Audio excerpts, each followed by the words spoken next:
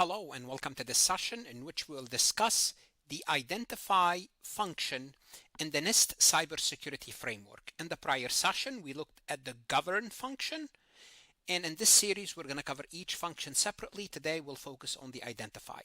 Now, what is the NIST Cybersecurity Framework? We talked about this in the prior session. We will review it real quick. It's a voluntary set of guidelines provided by the government to help companies manage and reduce cybersecurity risk. This framework is designed to be flexible and adaptable by any company of any size of any industry, allowing these organizations to tailor it to their unique needs, and it consists of 6 core functions. We'll discuss today the second or number 2. For me, it's number 2. It doesn't have to be number 1 or number 2 or number 3. I'm just telling you the second function identified. It covers also a framework and 4 tiers, and we're going to cover the profile of the 4 tiers in a separate recording. And all these together form a comprehensive approach to cybersecurity. So let's go ahead and get to the identify function. Before we proceed any further, I have a public announcement about my company, farhatlectures.com. Hello everyone, my name is Farhat. If you are watching this, you are probably studying for the Information Systems and Controls CPA Exam disciplines. That means you are already serious about your future. And I want to help you go even further. At Farhat Lectures, you will get in-depth video explanation for all topics, clear and organized notes accompanying the lectures, thousands of MCQs with AI-powered explanation and assistance.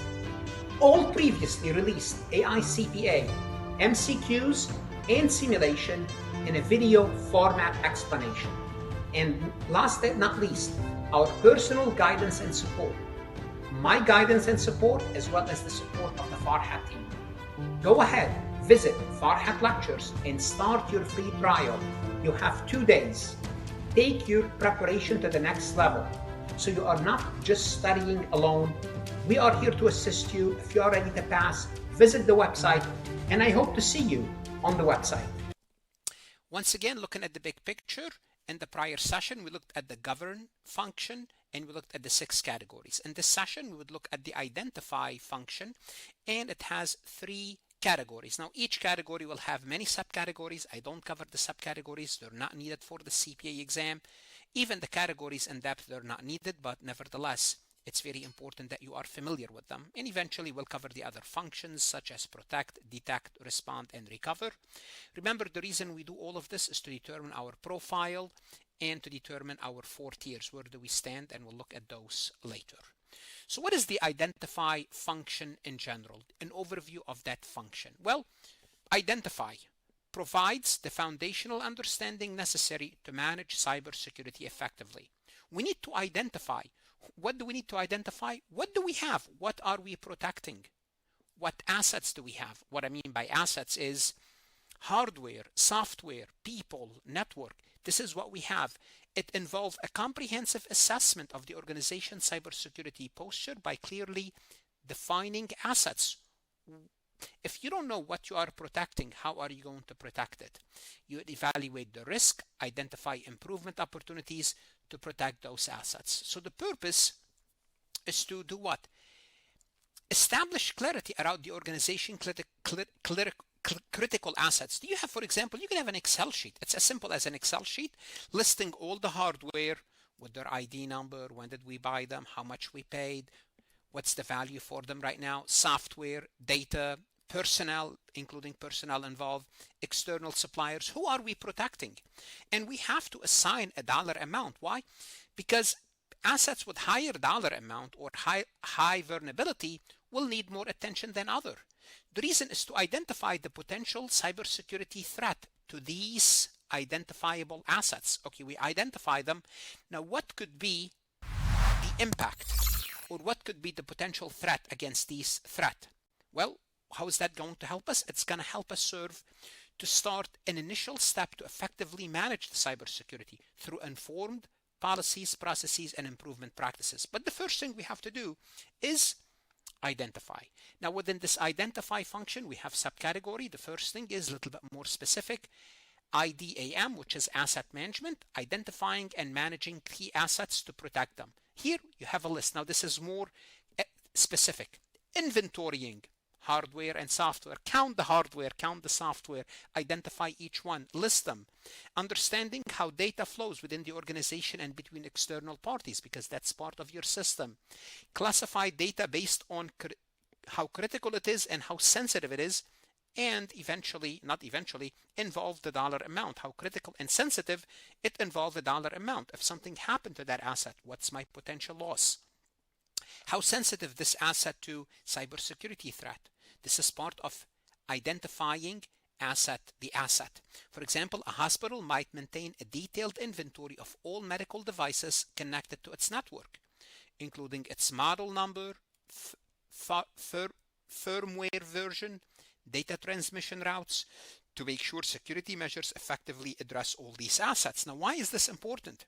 Well, this is important because if another device is connected to our network, it can be easily identified. Every once in a while, we look at everything connected to our network. Hold on a second. We don't have this system. We don't have the server in our inventory management system. Why is it connected? We can identify it. That's why you want to know what you have in order to do what?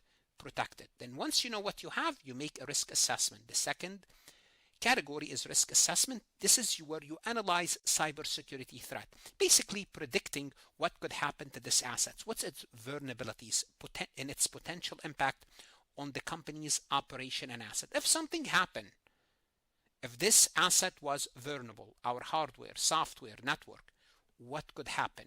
This includes, you want to do regular assessment. What if we have a malware? What if we have an insider's threat, external threat? This is part of risk assessment. What could happen? What are the vulnerabilities within the organization infrastructure and third-party interaction? You want to understand these impact on the business continuity. If something happened, can we survive and keep on going on a business, or are we going to be shut down? And if we're going to be shut down, what is the reputation threat? What is our reputational risk if a threat did materialize? For example, part of risk assessment, for example, a financial services company or a bank might conduct regular penetration tests and vulnerability scans on its web-based application to identify weaknesses that could expose sensitive customer data to hackers. What they do this themselves.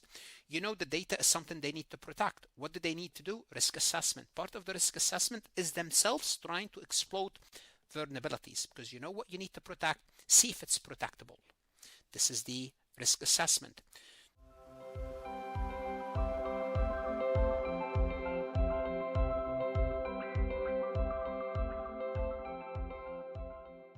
The third category within the identify function is improvement, and that's always good in any category, right? Continuously identifying and prioritizing and implementing improvement in cybersecurity risk management process and practices.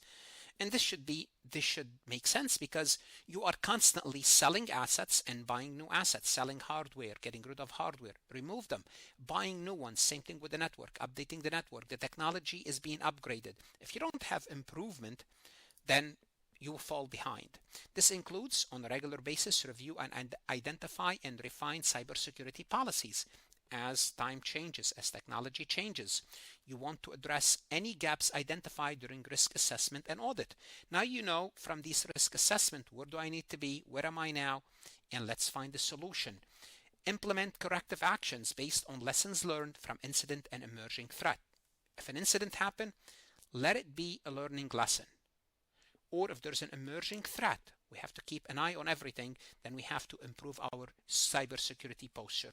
An example will be after experiencing a phishing attack. So a phishing attack occurred, somebody opened their email and they gave sensitive information. A technology company implement additional email filtering software, corrective actions, conduct employee cybersecurity awareness training, improvement, and update its incident response plan based on the insight gained from the attack. So every attack should be turned into an opportunity, into an improvement. We'll try to stop the attack from happening in the first place, but if it did happen, we want to use it and improve the future.